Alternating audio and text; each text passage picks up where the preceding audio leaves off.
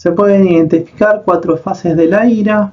En la fase inicial es la que suele pasarse inadvertida, hay algunas manifestaciones inespecíficas.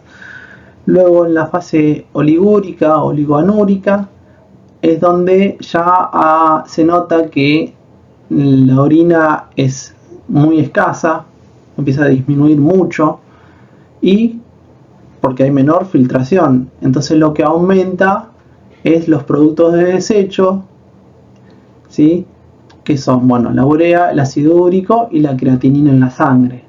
La creatinina es el biomarcador, ya había dicho, ¿sí? Es producto del catabolismo de los músculos. Entonces, ya cuando empieza a haber menor filtración, empieza a haber alteraciones en el resto de los sistemas. Puede aparecer anorexia y trastornos de la coagulación. A nivel digestivo empieza náuseas, vómitos, hemorragias digestivas. Y obviamente es más susceptible a las infecciones. Hay alteraciones neurológicas, en donde se empieza que tiene mucho sueño, que está muy irritado, o puede tener periodos de desorientación, calambres, que está relacionado con la parte, diríamos, del potasio también, ¿sí? Y bueno, ya en los estados más graves, ¿sí? Pueden aparecer convulsiones, estupor y llegar a coma. Y bueno, también hay trastornos cardíacos como insuficiencia cardíaca, arritmias, también que está relacionado con el potasio, y alteraciones respiratorias como disnea y edema pulmonar, porque también quizás se pueda acumular, diríamos, esos líquidos que tiene que filtrar el riñón, se van acumulando también en el resto del cuerpo, porque no se están excretando. Sigue en la fase 3, que es la poliúrica, que acá sí vemos un estadio de diuresis. Se va restableciendo la filtración glomerular porque aumenta la diuresis.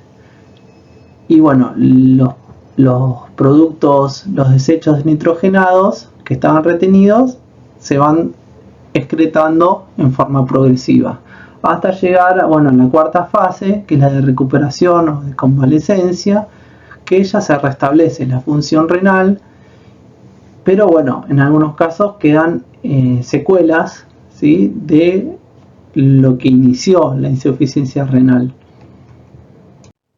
Las herramientas diagnósticas que para la ira, las que se suelen utilizar, son el laboratorio de sangre completo, con análisis también de proteínas, por ejemplo la creatinina, análisis de orina, el sedimento urinario, la densidad urinaria, el urocultivo, la creatinina urinaria y el sodio urinario. ¿Por qué el sodio urinario y por ejemplo la creatinina urinaria? Quiere decir de que si hay altas concentraciones de sodio, es que hay algún tipo de alteración. Bueno, también se pueden encontrar bajas concentraciones de sodio. También se utiliza como diagnóstico hemocultivo para descartar, diríamos, infección. Bueno, radiografía y ecografía, que nos muestran, diríamos, quizás hay alguna alteración estructural de los riñones, y bueno, es una herramienta que se puede utilizar.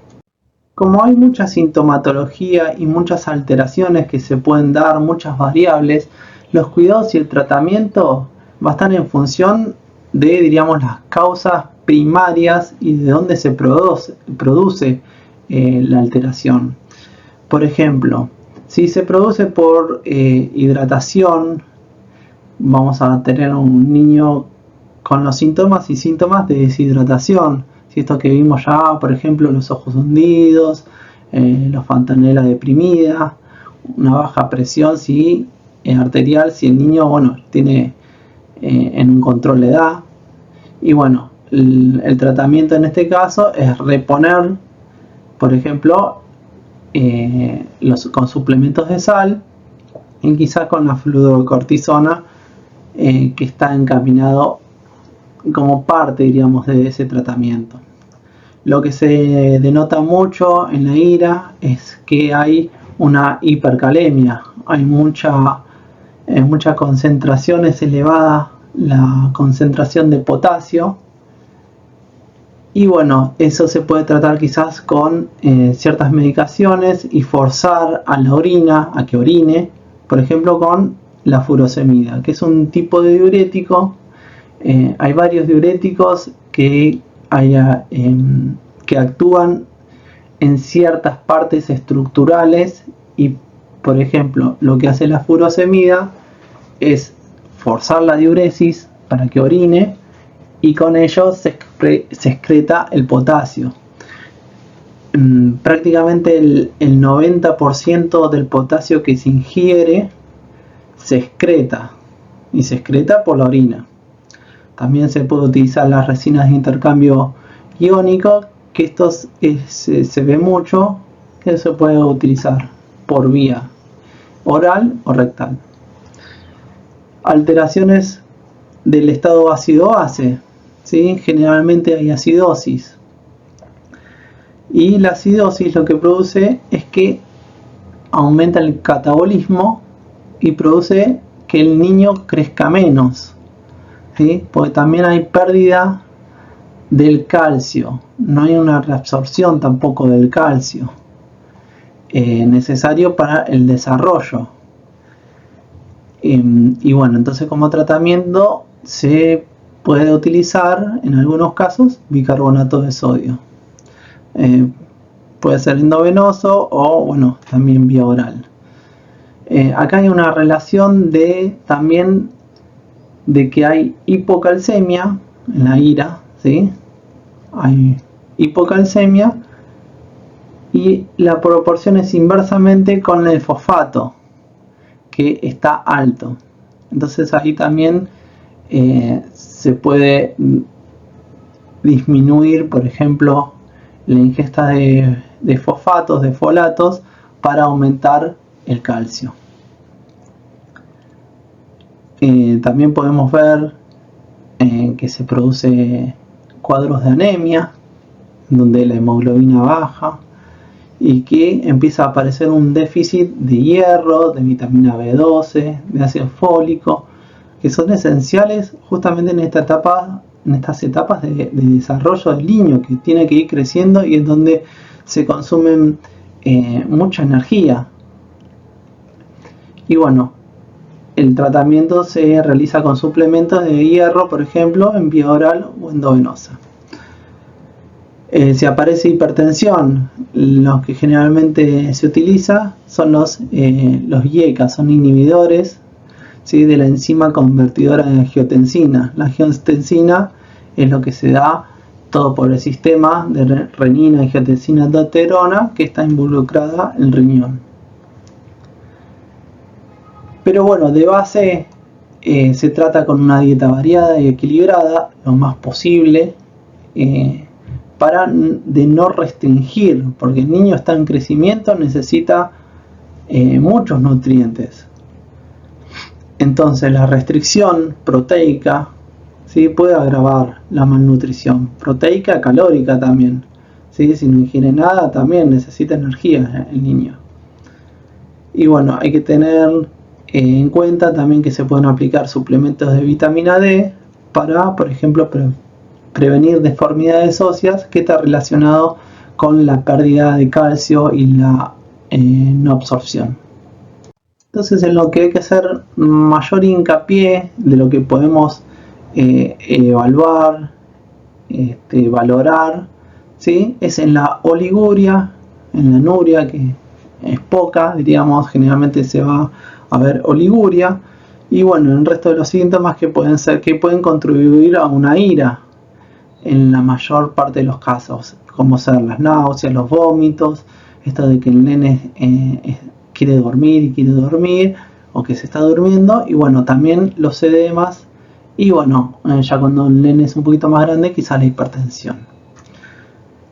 Y en cuanto a nosotros, también hay que detallar lo más preciso posible, por ejemplo, en el balance hídrico, en la cuantificación del registro de pérdidas insensibles, los vómitos y diarreas, esto que los poquitos se van a ir sumando en un balance y es algo para considerar y que se tiene que reponer, porque recordemos que los porcentajes de agua del cuerpo del niño en distintas etapas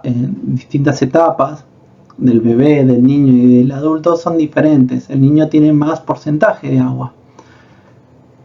Y bueno, de buscar los signos y síntomas de deshidratación y bueno, lo que también trastornos hidroelectrolíticos y signos de, por ejemplo, infección urinaria.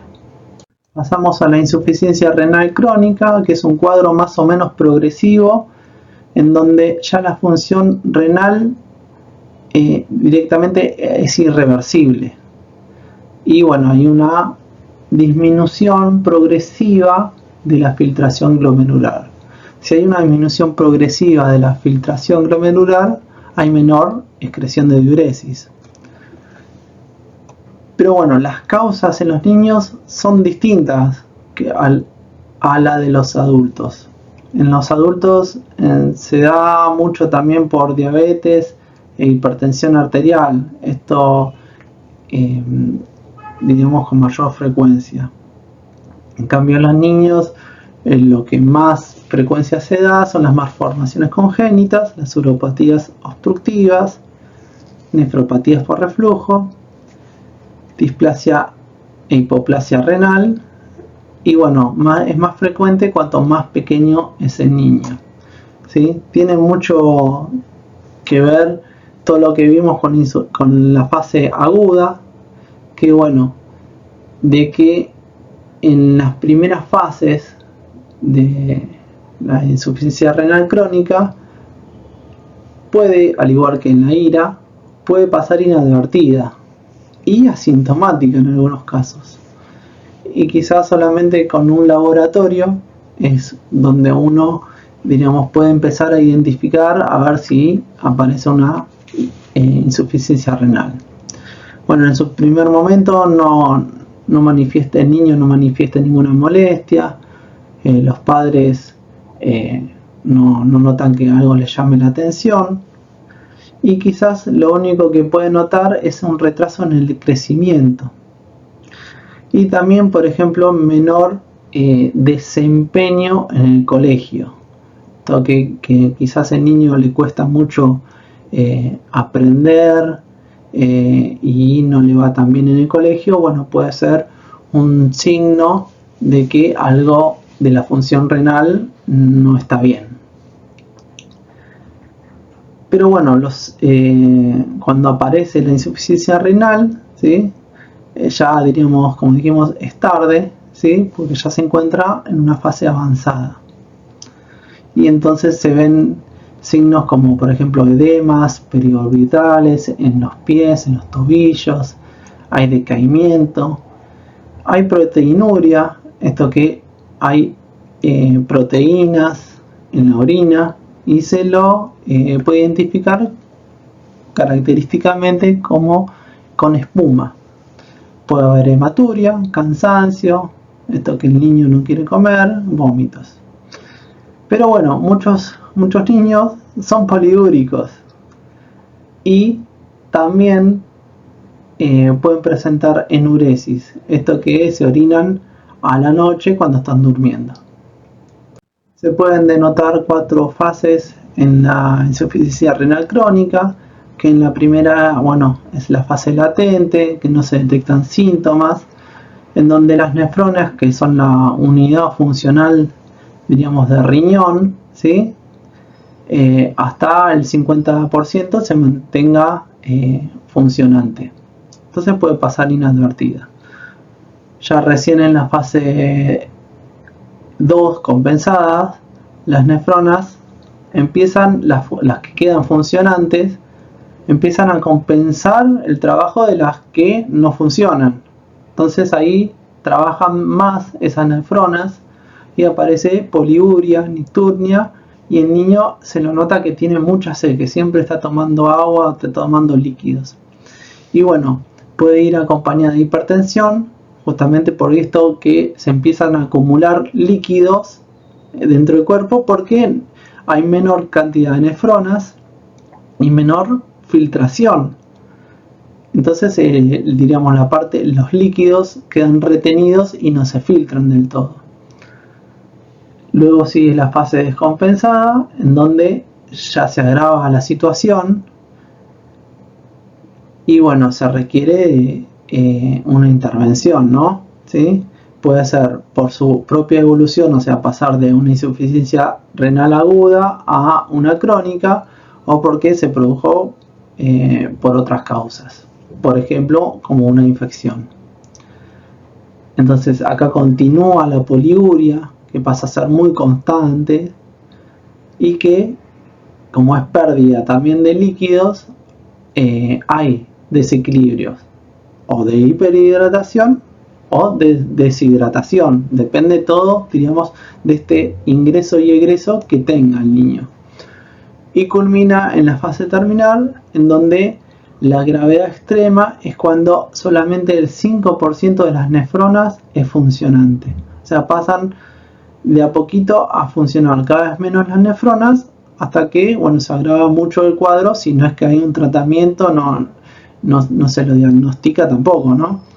Y bueno, en esta etapa se van viendo también los signos y síntomas que más o menos ya estuvimos viendo, que empiezan a afectarse los demás órganos y sistemas, ¿sí?